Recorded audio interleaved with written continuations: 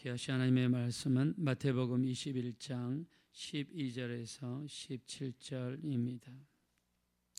네, 이번 주는 고난주간입니다. 그래서 우리 예수님의 마지막 여정, 육체를 입고 이 땅에 계셨던 마지막 여정을 성경을 따라가면서 한번 살펴봤으면 좋겠습니다. 우리가 매년마다 고난주간은 예수님의 활동을 중심으로 말씀을 나누는데요. 고난주간의 주인공은 예수님이시고 또 고난주간은 예수님을 묵상하는 시간이고 또 주께서 우리를 위해 대신 받으신 고난, 핍박, 또 채찍, 그 모든 어려움들이 우리에게 은혜가 되기 때문에 우리 주님을 묵상했으면 좋겠습니다. 예수님께서는 갈릴리와 데가볼리 지역에서 출발을 하십니다. 그리고 요단강을 따라 남쪽으로 내려오십니다.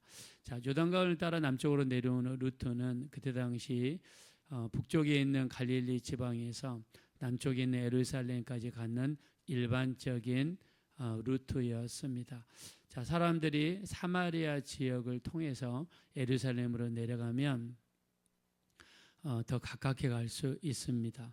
갈릴리에서 예루살렘까지 가려면 갈릴리에서 동쪽으로 먼저 가야 됩니다. 그리고 남쪽으로 꺾어야 됩니다.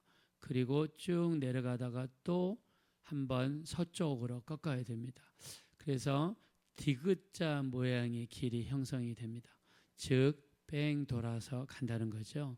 자, 왜 북쪽에 있는 갈릴리 사람들이 남쪽 예루살렘 내려갈 때 뺑 돌아갔냐면 사마리아를 통해서 가면 직선거리이고 일자로 된 길이기 때문에 지름길이라고 할 수 있습니다. 자, 근데 그 길을 가지 않고 돌아갔던 이유는 사마리아는 그 피가 이방인들과 섞였기 때문입니다. 자, 북쪽 이스라엘은 아수르에 의해서 지배를 받았는데 아수르 사람들이 자기 나라 사람들을 대거 북쪽 이스라엘로 이주를 시키고 북쪽 이스라엘의 여자들과 아수르 이방인 남자들과 혼혈로 통해서 만들어진 족속이 북쪽의 사마리아 사람들입니다. 자, 그래서 사마리아는 피가 섞였고 불결하다. 그래서 사마리아를 가지 않았습니다. 길이 지름길이고 더 많은 사람들이 빨리 갈 수 있는 길인데 사람들이 그 길을 가지 않았습니다. 자, 근데 예수님께서는 여기를 찾아가시죠. 요한복음 4장에 보면 수가성 여인을 주님이 찾아가십니다. 물길로 오르는 그 여인, 남편이 5명이 있었고 지금 살고 있는 6번째 남편도 자기 남편이 아니라고 했던 그 여인을 만나기 위해서 예수님은 일부러 사마리아를 찾아가신 적이 있습니다. 자, 그러나 대부분의 길은 돌아서 오셨던 걸로 파악이 됩니다. 그래서 마지막 2주 정도 이렇게 남겨놓으시고 주님이 갈릴리에서 출발하셔서 디귿자 모양으로 내려오셔서 그리고 예루살렘에 들어가실 때 여리고를 통해서 가시다가 베다니까지 주님이 가셨습니다.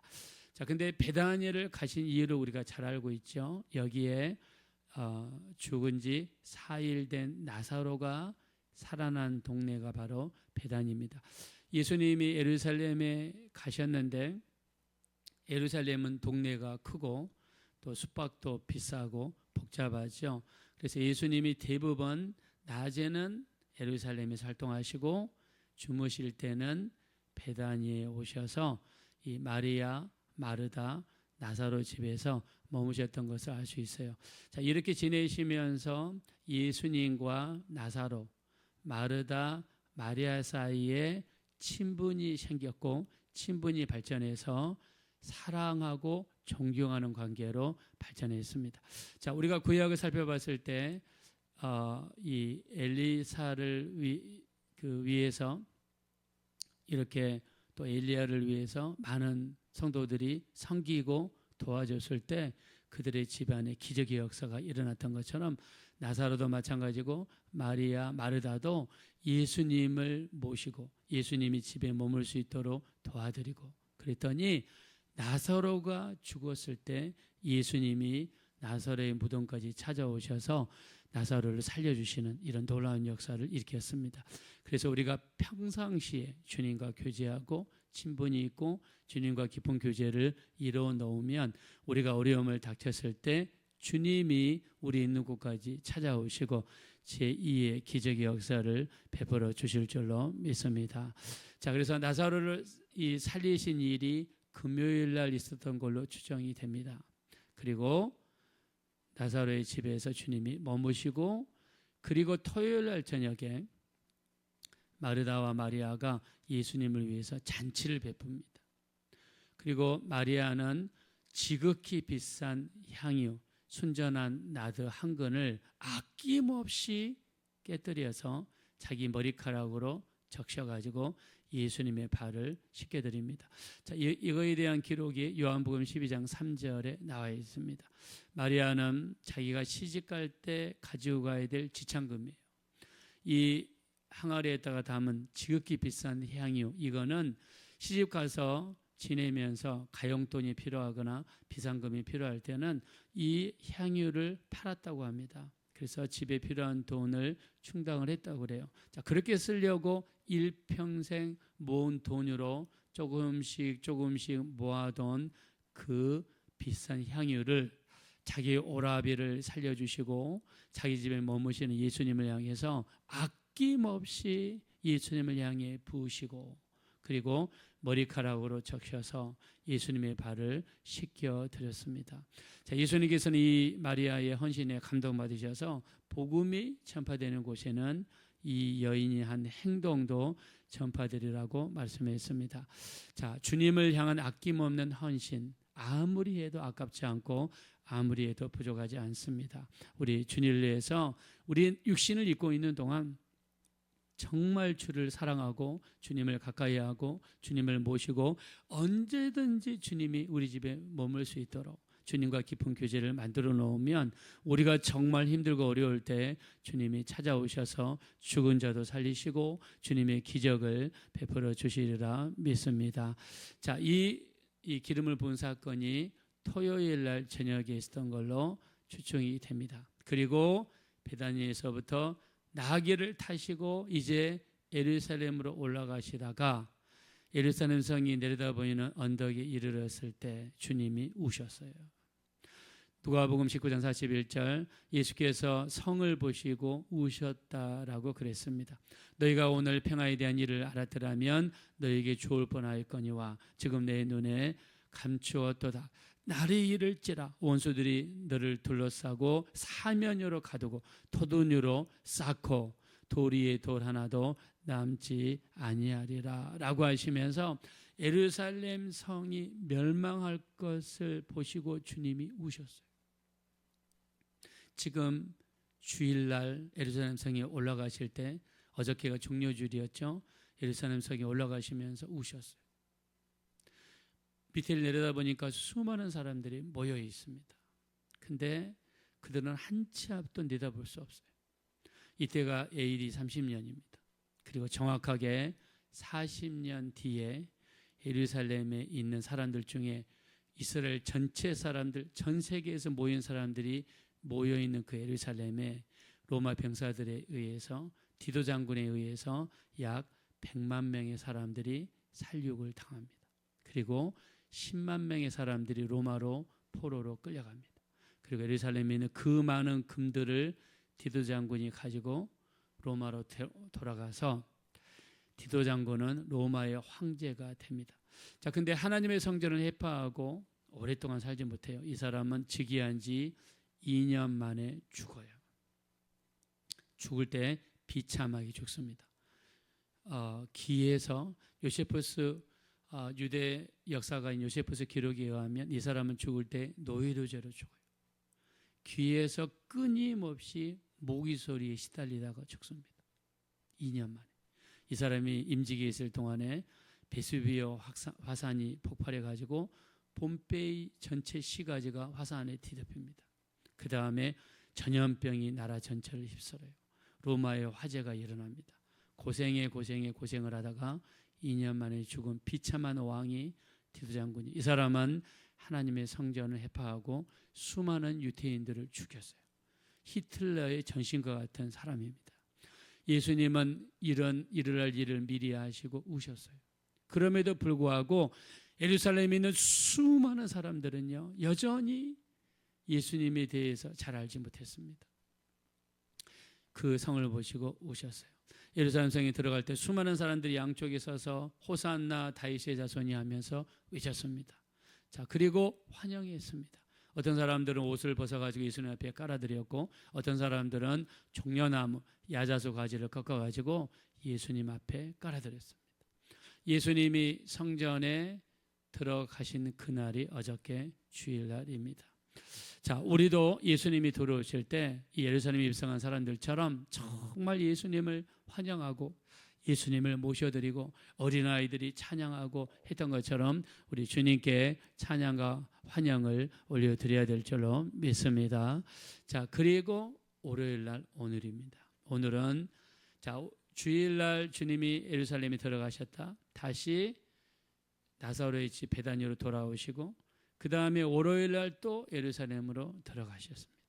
예루살렘 들어가셨는데 보니까 예루살렘 성 안에 그전에도 보셨겠지만 수많은 사람들이 거기에 돈을 바꾸는 사람들, 그 다음에 재물을 파는 사람들이 성전 안에서 판을 치고 있다는 말입니다. 자, 성전 안에서 여러분 거래를 하면 됩니까? 안 됩니까? 성전 안에서 여러분 교회 저 입구 아니면 교회 안에서 물건을 팔아요? 안 되죠. 근데 성전 안에서 사람들이 물건을 팔고 환전을 하는 역사가 일어났습니다. 자, 이때 당시에 왜 성전 안에서 환전을 했느냐? 성전을 들어오면 뭐를 내게 돼 있어요? 성전세를 내게 돼 있습니다. 성전세를 이스라엘 화폐로 반세겔을 냅니다. 자, 이때 당시에 노동자가 4일을 일하면 한 세겔을 받았어요. 그럼 반세겔이니까 이틀치 일하는 돈을 하나님께 성전을 들어갈 때 내야 됐어요. 세겔이라는 단어는 유대 화폐입니다. 자, 이때 당시에 전 세계를 지배하는 나라는 로마였고 로마의 대표적인 화폐가 데나리온이죠. 자, 근데 문화적으로 언어적으로는 헬라 문화가 자리 잡고 있습니다.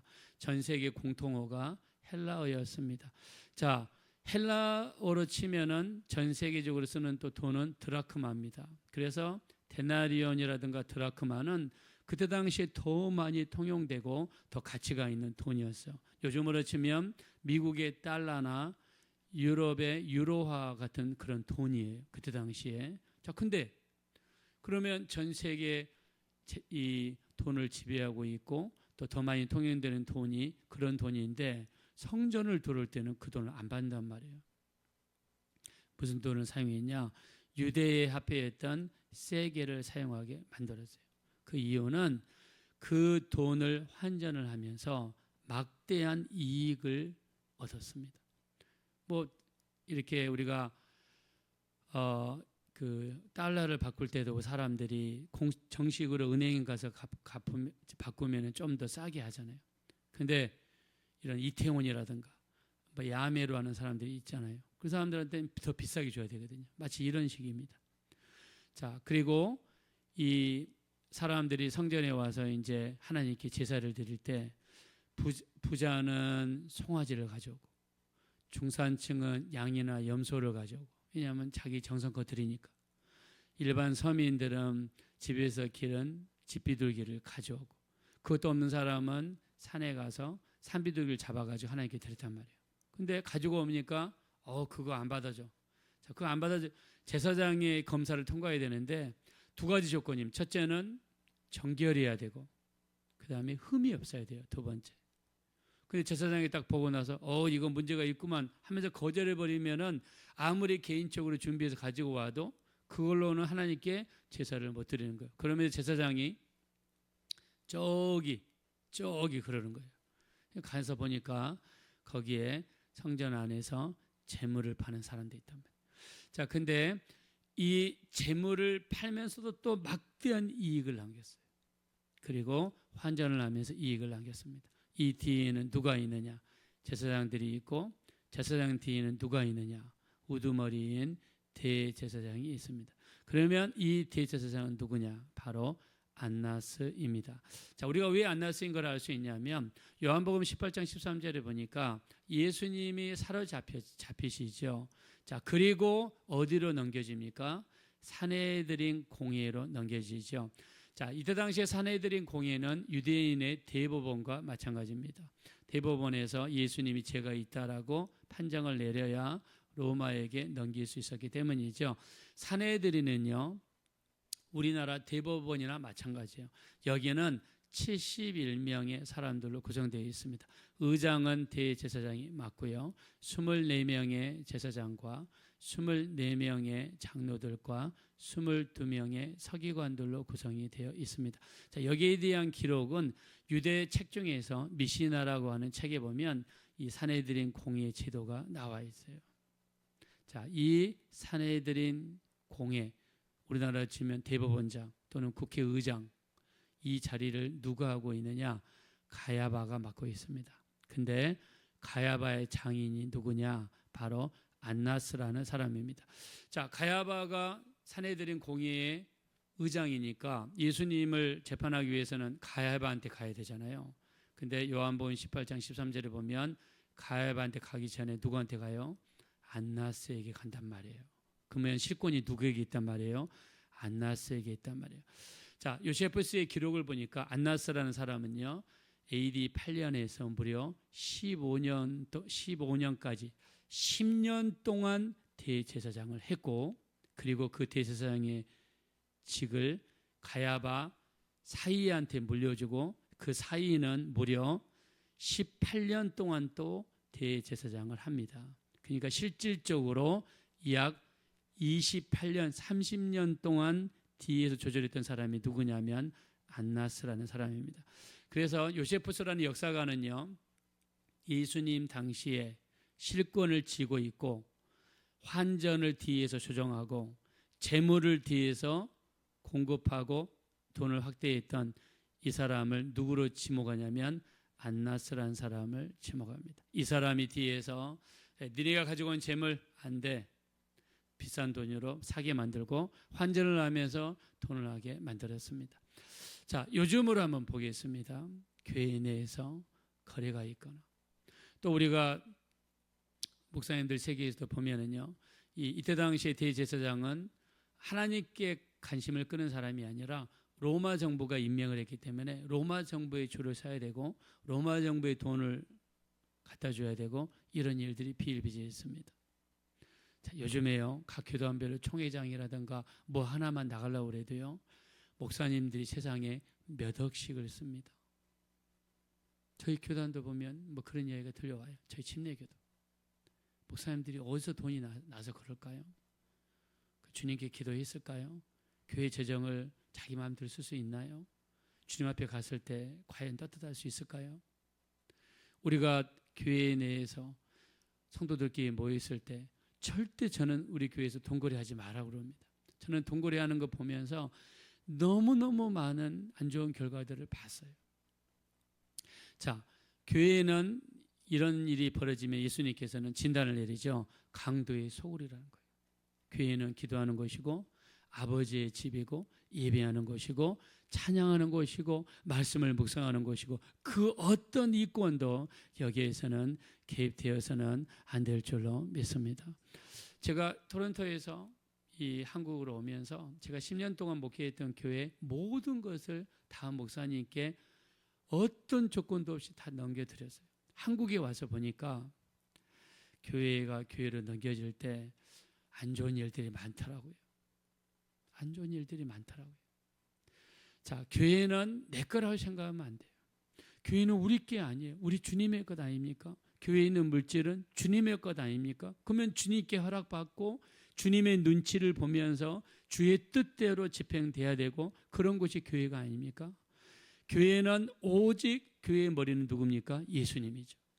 예수님이 교회의 머리가 되셔서 그분의 눈치를 봐야 되고 그분의 허락을 받아야 되고 그분이 원하시는 대로 이끌림 받아야 될 것이 교회가 돼야 될 줄로 믿습니다.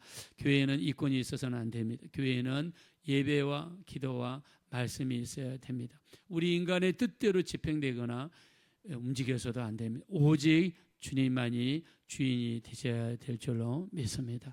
우리 교회 정말 우리 한국교회 또 우리가 있는 교회도 우리가 몸담고 있는 여러분의 교회도 정말 주님 뜻이 적용되고 주님 뜻대로 움직이는 모든 교회가 될 수 있도록 우리 기도할 수 있는 성도님들 되셔서 오직 기도할 수 있는 우리 예배할 수 있는 주님의 뜻만이 이루어질 수 있는 아름다운 교회가 되어지시기를 예수님의 이름으로 축원합니다. 이 시간 기도하실 때 정말 우리 교회에서 예배만 이루어지고 기도만 이루어지고 말씀만 이루어지게 도와주십시오. 교회 안에서는 어떤 이권이나 어떤 인간의 생각이 개입되지 않게 하시고 오직 주님의 뜻만이 주님의 일만이 아버지 집은 기도하는 집이라 그랬습니다. 기도만 이루어질 수 있는 거룩한 장소가 되게 해달라고 합심으로 간절히 기도하겠습니다. 허락하시고 잡으라시 하나님 지시므로 감사합니다. 우리 하나님 교회는 하나님의 뜻이 이루어지는 곳입니다. 주님의 일이 이루어지는 장소입니다. 우리 교회를 축복하셔서 주의 뜻을 이루시고 주님의 일을 이루시고 주님께 영광을 돌려드릴 수 있는 우리 교회가 되게 도와주십시오. 어떤 이권도 있지 않게 하시고 어떤 인간의 생각도 개입되지 않게 하시고 주님의 뜻만이 주님의 일만이 온전히 이루어드릴 수 있는 아름다운 교회가 되어질 수 있도록 우리 하나님 역사하여 주시옵소서. 주의 피를 의지합니다. 주님의 보혈을 의지합니다. 주의 이름에 이렇게 영임을 받으시옵소서. 돌아오신 주 예수님, 주님의 교회는 우리 주님이 주인 되십니다. 주님이 주님의 몸된 교회에 오셨을 때 교회는 이권으로 가득 찼고 인간의 생각과 뜻이 관철되어진 곳인 것을 보고 주님이 분노하셨습니다. 돈 바꾸는 사람들의 상을 엎으시고 비둘기 파는 사람들의 의자를 엎으셨습니다. 그리고 몰아내셨습니다. 우리가 이 마지막 때 우리 교회가 거룩한 교회, 주님의 뜻만이 이루어지는 교회, 우리 주님께 영광 돌리고 예배하고 기도하고 찬양하는 교회가 되어질 수 있도록 우리 교회를 축복하여 주시옵소서. 또 우리가 각자가 교회입니다. 우리 교회 안에는 불순한 것이 있어서는 안 됩니다. 우리도 주님 앞에 정말 우리 안에 있는 죄된 요소, 불순한 것들이 있다면 과감하게 몰아내게 도와주시고 주님의 몸된 성전으로서 거룩한 삶을 살아갈 수 있도록 인도하여 주시옵소서. 오늘 하루를 주님께 의탁합니다. 이번 주는 고난 주간입니다. 주님만 묵상하기 원합니다. 주님과 깊은 교제가 이루어지기 원합니다. 주님이 예루살렘 들어가기 전에 비단일을 거치실 때 나사로 마르다 마리아의 집에 머물기를 좋아하셨던 것처럼 우리가 주님을 모십니다. 주님 우리 삶 속에 들어와 주시고 우리와 함께 하시고 우리와 깊은 교제가 이루어질 수 있도록 우리 주님 우리를 축복하여 주시옵소서.